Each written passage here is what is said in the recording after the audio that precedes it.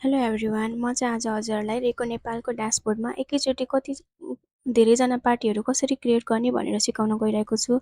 हाम्रो यो ड्यासबोर्डमा देखिरहेको स्याम्पल एक्सेल फाइलमा सुरुमा थिच्नुपर्ने हुन्छ। त्यसपछि हामीलाई एउटा एक्सेल फाइल डाउनलोड हुन्छ यसरी। यो फाइललाई हजुरहरूले ओपन गर्नुहोला। ओपन गर्ने बित्तिकै चाहिँ हाम्रो यस्तो देखिन्छ सुरुमा। त्यसलाई चाहिँ फर्स्टमा इनेबल एडिटिङ गर्नुहोला माथिबाट।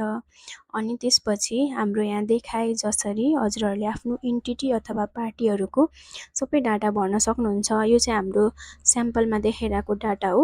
Name of entity, PAN, VAT, registered address, authorize email, अनि अरू कसैको इमेल आइडी छ भने त्यो, कुन फाइनेन्सियल इयर हो त्यो, कुन करेन्सीमा इन्कम भइरहेको छ, कस्तो खालको ट्रान्जेक्सन भएको थियो during the year, transaction amount कति थियो ड्युरिङ द इयर, अनि यदि हाम्रो ट्याक्सेबल सेल्स पर्चेस थियो भने VAT amount, nature of opening थियो भने अनि त्यसको amount, nature of closing and त्यसको अमाउन्ट छ भने त्यो चाहिँ हजुरहरूले सबैको पार्टीहरूको चाहिँ राख्नुहोला।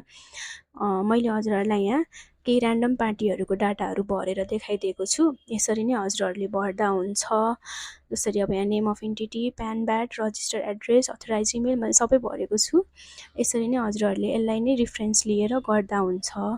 त्यसपछि एकचोटि सबै डाटा भरि भइसकेपछि हजुरहरूले कन्ट्रोल एस गरेर सेभ गर्न सक्नुहुन्छ, नभए त्यहाँ फाइलमा थिचेर सेभ गरेर हाम्रो सबै डाटाहरू सेभ हुन्छ।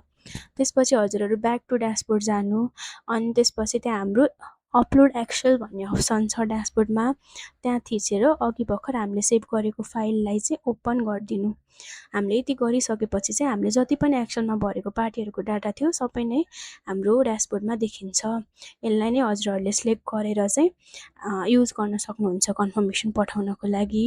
यदि हजुरहरूलाई अरू कुनै इन्फर्मेसन चाहिएमा चाहिँ हाम्रो सपोर्ट टिमलाई कन्ट्याक्ट गर्नुहोला। Thank you.